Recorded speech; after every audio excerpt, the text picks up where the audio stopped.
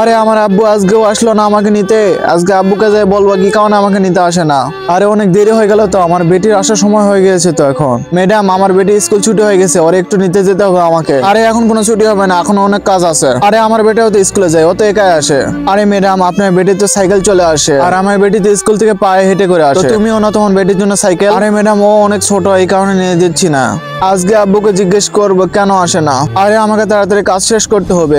আরে ওইটা আমার বেটি না, যাই তো। আরে বেটি তুই হেঁটে চলে আসছিস? আব্বু তুমি আমাকে স্কুলে নিতে যাও না কেন? আরে বেটি আমাকে মাফ করে দে, আমি ঘুমিয়ে গেছিলাম, এখন চল এখান থেকে। আচ্ছা আব্বু চলো তাহলে। আব্বু আজকে যেন ঘুমাবে না তুমি? আরে বেটি চিন্তা করিস না, আজকে ঘুমাবো না, আজকে সময় মতো নিতে যাবো না। যা ম্যাডাম আমার সব কাজ হয়ে গেছে, এখন আমার মেয়েকে নিতে যাবো আমি। আরে এখন কেন যাবে তুই? একটু পর ধান পিটা লাগবে, তুই এখন যাইতে পারবি না।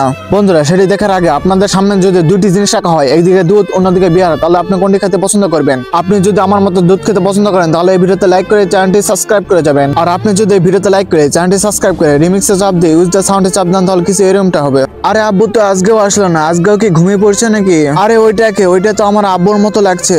আরে আজকে কোনো ছুটি হবে না, আজকে ধান পিটতে হবে, আজকে অনেক কাজ আছে। আরে ম্যাডাম চিন্তা করেন না, আমি সব কাজ শেষ করে তারপর যাব। আরে আব্বু তো এখানে কাজ করছে, তাহলে কি আমাকে আব্বু মিথ্যা কথা বললো?